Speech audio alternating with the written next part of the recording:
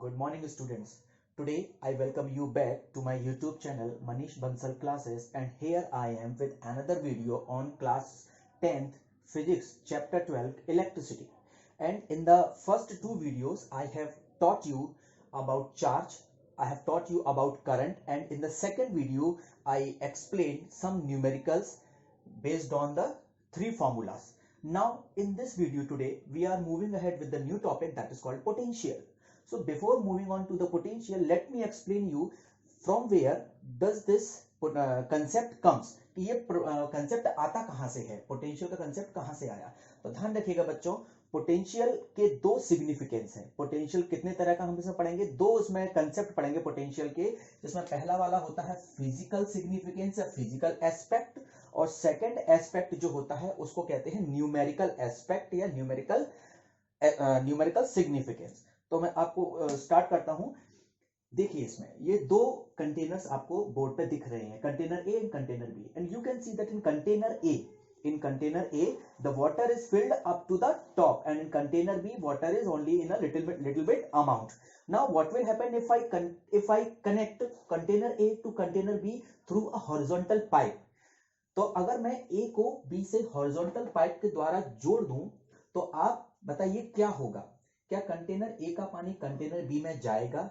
अगर जाएगा तो कब तक जाएगा? तो सुनिए, इसका जवाब क्या है कि हाँ, कंटेनर ए का पानी कंटेनर बी में जाएगा, क्योंकि हम सभी जानते हैं कि जो वाटर होता है वो हमेशा हाई सरफेस लेवल से लो सरफेस लेवल की तरफ बहता है। इसका सबसे कॉमन एग्जांपल होते हैं झरने, स्प्रिंग्स। आप बताएं, स्प्रिंग्स हमेशा हाई हाइट से कहां गिरते हैं? नीचे लो हाइट की तरफ गिरती हैं। तो इस ये सेम कंसेप्ट है, इसमें भी वाटर हाई लेवल से लो लेवल की तरफ जाएगा, और तब तक जाएगा जब तक दोनों का वाटर लेवल सेम नहीं हो जाता, जब तक दोनों का वाटर लेवल सेम नहीं हो जाता। तो इसका जो नेक्स्ट और फाइनल लेवल बनेगा वो आई थिंक ऐसा होगा। आप देख सकते हैं इन दोनों की हाइट कैसी हो गई है, सेम हो गई है, इक्वल हो गई है। अब जैसे ही ये दोनों हाइट्स यानी वाटर लेवल्स इक्वल हो जाते हैं, वाटर का फ्लो होना क्या हो जाता है? रुक जाता है। सेम कंसेप्ट हम पोटेंशियल में भी अप्लाई करते हैं। जिस तरह से सरफेस का, वाटर की सरफेस का वाटर के लेवल के ऊपर होने और नीचे होने से यह डिसाइड होता है कि वाटर किस सरफेस की ओर मूव होगा, उसी तरह से पोटेंशियल भी ये चीज डिसाइड करता है कि चार्ज फ्लो होगा कि नहीं होगा, और होगा तो किस डायरेक्शन में होगा। यानी कि potential is almost equal to water level. अब आप ध्यान से सुनिएगा, जिस तरह वाटर हमेशा हाई सरफेस से लो सरफेस की ओर ट्रेवल करता है, ट्रांसफर होता है, ठीक उसी प्रकार positive charge, let me clear it very too deep, that it will always be positive charge that will always travel from high potential to low potential. In this example, I think everything will be clear to you. Now, this is object A, this is object B. Object A is having a potential 8 volt. Actually, volt is the unit of potential which I am using. I will explain in detail everything, but initially I have given you one example. It is the SI unit. Volt is the SI unit of potential. Its symbol is also be very strange thing that the symbol and the unit both have same symbols. Now, object A having 8 volt potential, object B having 4 volt potential. Both are positive, but 8 is higher than 4 or greater than 4. That means object A having the greater potential, object B having the lower potential than object A. अब आप मुझे बताएं, अगर इस concept को हम यहां पर अप्लाई करें, तो जैसे वाटर हाई सरफेस लेवल से लो सरफेस लेवल की तरफ फ्लो होता है, तो पॉजिटिव चार्ज कहां से कहां जाना चाहिए? Positive charge always moves from high potential to low potential. Positive charge always moves from high potential to low potential. अच्छा, अब मेरा अगला सवाल, कब तक जाएगा? तो इसका आंसर है जब तक दोनों का पोटेंशियल सेम नहीं हो जाता, जब तक दोनों का पोटेंशियल सेम नहीं हो जाता। तो ध्यान रखिएगा, इसका 8 वोल्ट है, इसमें से कुछ चार्ज निकल गया तो इसका पोटेंशियल रह जाएगा 7 वोल्ट और इसका हो जाएगा 5 वोल्ट, क्योंकि इसका चार्ज इसमें चला गया, तो जैसे जैसे चार्ज इसमें से निकलता जाएगा इसका पोटेंशियल डाउन होता जाएगा, और जैसे जैसे इसमें चार्ज बढ़ता जाएगा इसका पोटेंशियल भी बढ़ता जाएगा। तो एक अगर इसमें से कम हुआ तो इसका पोटेंशियल कितना बढ़ जाएगा, 1 बढ़ जाएगा।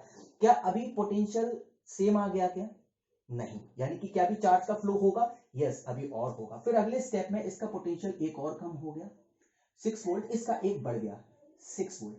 अब मुझे बताइए क्या इसके बाद पोटेंशियल सेम हो गए हैं, क्या यहाँ पर पोटेंशियल सेम हो गया है, हाँ यहाँ पर पोटेंशियल सेम हो गया दोनों ऑब्जेक्ट का। क्या अब चार्ज का फ्लो होगा, नहीं, अब चार्ज का फ्लो नहीं होगा, क्योंकि जैसे यहाँ वाटर लेवल सेम हो गए हैं यहाँ पोटेंशियल्स भी सेम हो गया है। तो ये इसका फिजिकल मीनिंग है, what is potential and what does it signify, ये पोटेंशियल क्या सिग्निफाई करता है, what is the actual meaning of potential.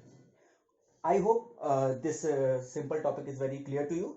One more thing I would like to tell you, types, 2 types का होता है, positive potential and negative potential, क्योंकि charge भी 2 तरह का होता है, positive charge produces positive potential and negative charge produces negative potential. इसके बाद मैं आपको बताता हूं numerical concept, that is more important and that is very not very simple also.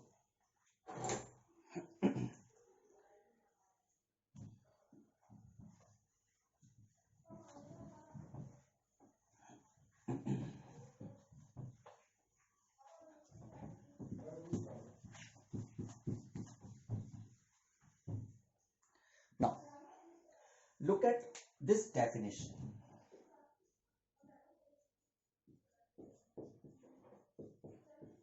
The potential between the potential of a point, the potential of a point inside the electric field,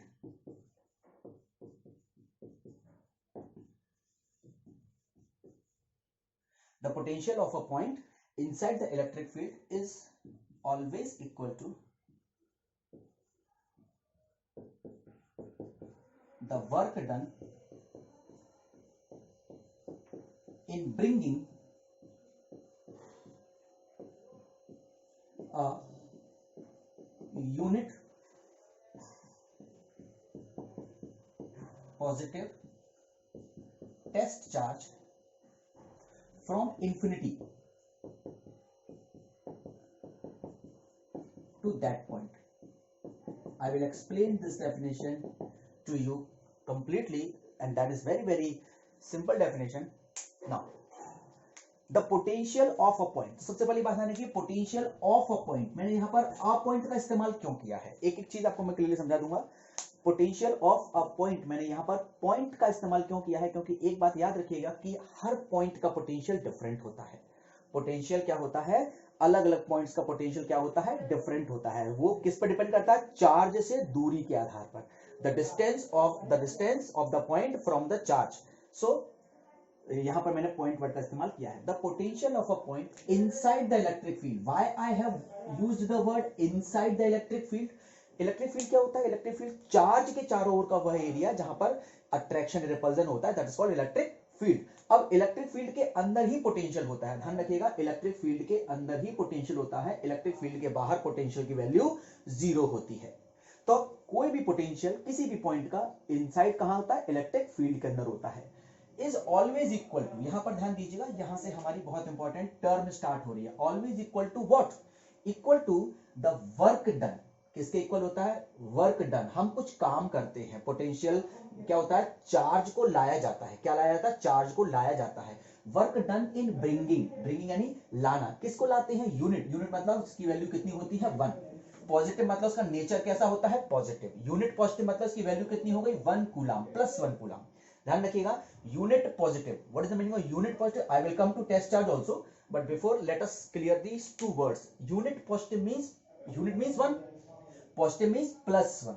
तो यहां पर जो charge हम ला रहे हैं, क्या ला रहे हैं, जो चार्ज हम ला रहे हैं इंफिनिटी से, उसकी वैल्यू कितनी होती है, +1 होती है। कितनी होती है इसकी वैल्यू, +1 कूलम होती है। अच्छा, why it is called a test charge, जिस चार्ज को हम ला रहे होते हैं वो क्या कहलाता है, टेस्ट चार्ज कहलाता है, क्योंकि टेस्ट चार्ज हमारा सोर्स चार्ज से छोटा होता है। Now what is source charge, electric field जिसकी वजह से पैदा होता है, जैसे कि मान लीजिए ये एक इलेक्ट्रिक फील्ड है और ये इलेक्ट्रिक फील्ड एक मेन चार्ज जिसे हम सोर्स चार्ज कहते हैं, फॉर एग्जांपल कैपिटल क्यू, जिसकी वैल्यू है प्लस का 10 कूलम, इसकी वजह से ये इलेक्ट्रिक फील्ड पैदा हुआ है, तो ये हमारा होगा सोर्स चार्ज या मेन चार्ज। ये मेन चार्ज है और अब जो टेस्ट चार्ज हम ला रहे हैं वो यहां कहीं होता है, इसकी वैल्यू होती है +1 कूलम, ये टेस्ट चार्ज है। तो टेस्ट चार्ज हमेशा सोर्स चार्ज से छोटा होता है, ठीक है, और टेस्ट चार्ज की वैल्यू हम क्या लेते हैं, +1 कूलम लेते हैं। ये हमारा मेन चार्ज है, हम इसकी वजह से पोटेंशियल प्राप्त करेंगे। ध्यान रखिएगा, the potential that we are talking about is because of this charge, not of this charge. वो इस चार्ज की वजह से है, मेन चार्ज की वजह से है, सोर्स चार्ज की वजह से है। तो आगे अपन वापस आते डेफिनेशन पे कि जो पोटेंशियल होता है किसी भी पॉइंट पर, वो पॉइंट ये हो सकता है, ये हो सकता है, ये हो सकता है, ये हो सकता है, ये हो सकता है, ये भी हो सकता है। There are so many points inside the electric field. और ध्यान रखिएगा ये पॉइंट हमेशा कहां होने चाहिए, इनसाइड द इलेक्ट्रिक फील्ड होने चाहिए। Is always equal to the work done, is always equal to what, work done. Work done कौन सा वर्क डन, हमने क्या किया, तो हमने क्या किया, ब्रिंगिंग, लेकर आए इस 1+1 कूलम, जो कि हमारा टेस्ट चार्ज कहलाता है। क्या कहलाता है, टेस्ट चार्ज कहलाता है। इसको हम कहां से लेके आए, infinity. Now what is the meaning of infinity, सुनिएगा। इलेक्ट्रोस्टैटिक जो कि हम चैप्टर पढ़ रहे हैं, इसमें इलेक्ट्रिक फील्ड के बाहर का सारा स्पेस, इलेक्ट्रिक फील्ड के बाहर का सारा स्पेस इन्फिनिटी होता है। तो ये भी इन्फिनिटी होगा, ये भी इन्फिनिटी होगा, ये भी इन्फिनिटी होगा, ये भी और ये भी, ये सब इन्फिनिटी होता है। ध्यान रखिएगा, from infinity to that point, उस इन्फिनिटी से उस पर्टिकुलर पॉइंट, ये कौन सा पॉइंट है, ये वाला पॉइंट है। यानी कि हम +1 कूलम चार्ज को, जो कि टेस्ट चार्ज है, इन्फिनिटी से उस पॉइंट तक लाएंगे। फॉर एग्जांपल हमारा वो पॉइंट ये है, तो हम इन्फिनिटी यहां से इस चार्ज को यहां तक लाएंगे। कहां तक लाएंगे, यहां तक लाएंगे। तो यहां तक लाने में, इस पॉइंट तक लाने में, इसका नाम मैंने क्या दे दिया, ए, यहां तक लाने में जितना भी वर्क हम करेंगे, जितना भी वर्क किया जाएगा, वो वर्क जूल में होगा। हमने क्लास 9th में पढ़ा है, वर्क की यूनिट क्या होती है, जूल होती है। That work is called potential, that work is equal to potential of this point A. क्या ये समझ में आया? अब हम ये बात समझ लेते हैं कि आखिर हमें वर्क क्यों करना पड़ा, ये वर्क क्यों करना पड़ता है। तो ध्यान से देखिएगा, समझिएगा। क्या ये पॉजिटिव चार्ज है, बड़ा चार्ज है, 10 कूलम चार्ज है। क्या हमारा टेस्ट चार्ज भी पॉजिटिव है, हमारा टेस्ट चार्ज भी पॉजिटिव है। इसका मतलब है क्या ये पॉजिटिव चार्ज, बड़ा वाला, छोटे वाले टेस्ट चार्ज को रिपेल करेगा? यस, ये रिपेल करेगा।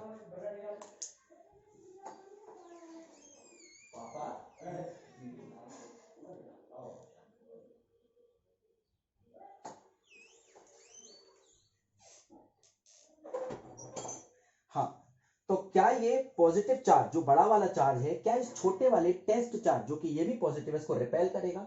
बिल्कुल करेगा। हमने पढ़ लिया है, हम पढ़ चुके हैं कि पॉजिटिव पॉजिटिव क्या करते हैं, एक दूसरे को रिपेल करते हैं। अच्छा, एक चीज मुझे बताइए, मेरा चार्ज पहले यहां पर है, क्या मुझे यहां से लेके यहां तक लाने में कोई रिपल्जन का महसूस होगा? नहीं होगा, क्योंकि इलेक्ट्रिक फील्ड के बाहर हूं। क्या यहां से यहां लाऊंगा तो रिपल्जन का महसूस होगा? अगेन नहीं होगा, क्योंकि मैं इलेक्ट्रिक फील्ड के बाहर हूं। लेकिन जैसे ही मैं यहां इलेक्ट्रिक फील्ड के बॉर्डर से अंदर लाऊंगा, कहां लाऊंगा, अंदर लाऊंगा, तो मुझे रिपल्जन महसूस होगा। I will feel repulsion. Repulsion means ये चार्ज इसको बाहर धकेलेगा। ये क्या करेगा, चार्ज पॉजिटिव चार्ज है और ये भी पॉजिटिव चार्ज है, ये इसको क्या करेगा, बाहर धकेलेगा। और मुझे तो इसको अंदर लाना है, तो मुझे इस रिपल्जन के खिलाफ, मुझे इस रिपल्जन के अगेंस्ट क्या करना पड़ेगा, वर्क करना पड़ेगा। और यही वर्क, सपोज करो ये वर्क यहां इन्फिनिटी से यहां तक लाने में 5 जूल है। कितना वर्क है, 5 जूल है। Then this potential will be 5 volts. क्या आपको समझ में आया? इन्फिनिटी से किसी भी पॉइंट जो कि इलेक्ट्रिक फील्ड के अंदर है, वहां तक लाने में मुझे जितना भी वर्क करना पड़ता है, क्या करना पड़ता है, जितना भी वर्क करना पड़ता है, वही उस पॉइंट का पोटेंशियल कहलाता है, अगर मेरे टेस्ट चार्ज की वैल्यू 1 कूलम है। ध्यान रखिएगा, ये शर्त है कि टेस्ट चार्ज की वैल्यू 1 कूलम होनी चाहिए। अगर ज्यादा है तो उसके लिए हमारे पास एक इलाज है, वो मैं आपको बता दूंगा, फॉर्मूला है उसके लिए। क्या ये कंसेप्ट आपको समझ में आया? क्या ये पोटेंशियल 5 वोल्ट कैसे आया, आपको समझ में आया? क्योंकि वर्क कितना है, 5 जूल है। तो अगर मैं कहूं कि इस पॉइंट का पोटेंशियल 8 वोल्ट है, कितना है, 8 वोल्ट है, तो क्या इसका मतलब ये नहीं होगा कि इंफिनिटी से, ये इंफिनिटी है, इंफिनिटी से इस पॉइंट तक लाने में एक कूलाम चार्ज को, कितने कूलाम चार्ज को, एक कूलाम चार्ज को 8 जूल वर्क करना पड़ रहा है।